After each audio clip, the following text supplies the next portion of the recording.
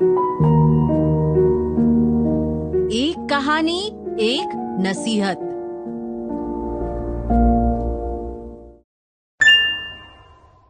नमस्कार, radio money 9 पर आप सुन रहे हैं एक कहानी एक नसीहत। मेरा नाम अमन गुप्ता है। जतिन एक एमएनसी में काम करते हैं। उनके काम से खुश होकर उनके बॉस ने साल के बीच में ही अप्रेजल दे दिया। जतिन ने सोचा था कि जब सैलरी बढ़ेगी तो वो निवेश की आदत अपनाएंगे। अब तक एफडी में ही निवेश करते थे, लेकिन काफी समय से उनका मन था कि वो शेयर बाजार में भी हाथ आजमाएं। बस एक समस्या थी, जतिन को शेयर बाजार के नाम पर कुछ ज्यादा नहीं पता था। तो ज्ञान बटोरने के लिए उन्होंने भी वही किया जो कोई भी एक आम आदमी करता। यूट्यूब पर वीडियोस देखने लगे। पैसे कमाने की टिप्स बताने वाला एक चैनल भी हाथ लगा।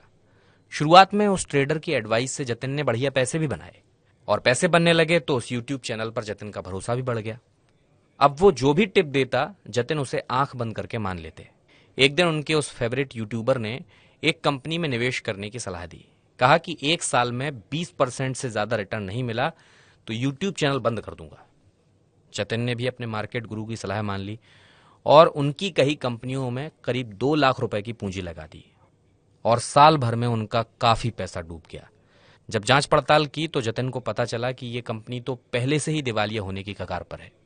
अब शेयर बाजार में तो क्या, जतिन की एफडी में भी निवेश करने की हिम्मत नहीं रही। दरअसल जतिन की सबसे बड़ी गलती थी कि उन्होंने बिना कुछ बेसिक्स पता किए ही शेयर बाजार में अच्छी खासी रकम लगा दी।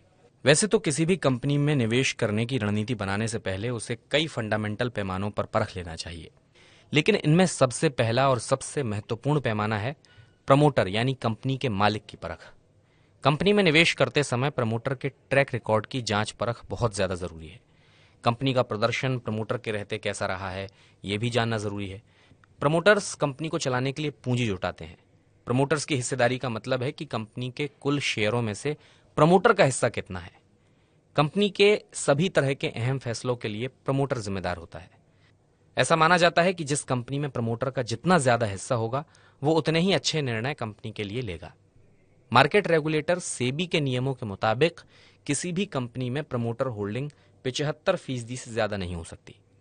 निवेश करते समय पिछले 5 साल की प्रमोटर होल्डिंग का रिकॉर्ड जरूर देख लें।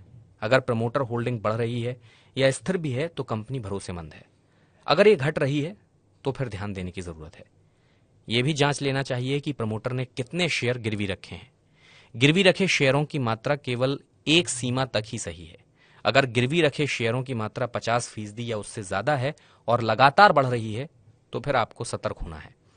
सेबी के नियमों के मुताबिक कंपनी को प्रमोटर के हिस्से के साथ साथ गिरवी रखे हिस्से की भी जानकारी देनी होती है। तो कुल मिलाकर बात यह है कि प्रमोटर किसी कंपनी के मालिक होते हैं। ऐसे मालिक जिनके पास कंपनी का एक बड़ा हिस्सा होता है। सारे फैसले इन्हीं के हाथ में होते हैं, इसलिए आपको इनके ट्रैक रिकॉर्ड पर नजर रखनी चाहिए। जतिन की तरह भोले निवेशक न बनिए। शेयर मार्केट में आपको पैसा बनाना है तो समझदारी से काम लीजिए। तो यही थी आज की कहानी और आपके लिए नसीहत।